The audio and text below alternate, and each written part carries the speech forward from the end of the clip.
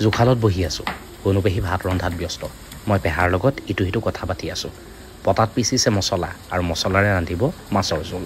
খৰিৰ জুইত এনেদৰে ৰঙালাও আৰু চব্জি ৰান্ধিছে অনুপেহীয়ে আৰু একেটা সময়ত তেতেলী আৰু মাছৰ ঠিক এনেদৰে এখন জোল ৰান্ধিছে বিহুতেই যাম বুলি কৈছিলোঁ পিছে ইমানেই উত্তত কিবা কিবি কামত ব্যস্ত হৈ থাকিবলগীয়া হ'ল যে বিহুৰ সময়ত যাবই নোৱাৰিলোঁ আৰু সেইবাবে এতিয়া গৈ আছোঁ পেহীহঁতৰ ঘৰলৈ মানে সৰু পেহীৰ ঘৰলৈ সৰু পেহীৰ ঘৰ ওদালগুৰিৰ কলাই গাঁৱত আৰু কলাই গাঁৱত গৈ থকাৰ এই সুন্দৰ মুহূৰ্তসমূহ কেমেৰাত বন্দী কৰি ৰাখিছিলোঁ পথাৰৰ মাজে মাজে যেতিয়া গাড়ীখন চলাই গৈ আছোঁ উফ কি ভাল লগা এই দৃশ্য পেহাহঁতৰ ঘৰত চাহকাপ খায়েই পোনে পোনে আহিছোঁ পথাৰলৈ এইখন পথাৰতে পেহাহঁতৰ গাঁৱৰ প্ৰতি ঘৰ মানুহে খেতি কৰে লাহে লাহে সন্ধিয়া নামিছে আৰু সন্ধিয়া নমাৰ লগে লগে গাঁওখনৰ পৰিৱেশ আৰু অধিক সুন্দৰ হৈ পৰিছে কিছু সময় পিছতেই অনুপেহী পাকঘৰত সোমাল অনুপেহী হৈছে পেহাৰ ভাই বোৱাৰী পেহাহঁত আচলতে চাকৰি সূত্ৰে মঙলদৈত থাকে অনুপেহীহঁত থাকে এই গাঁৱৰ ঘৰখনত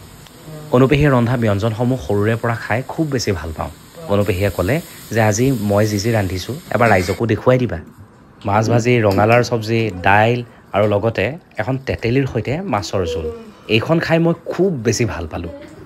আহিবৰ সময়ত অনুপেহীয়ে নিজ হাতেৰে শালত বোৱা এই গামোচাখন মোক দিলে ক'লে যে এই গামোচাখন পিন্ধিবা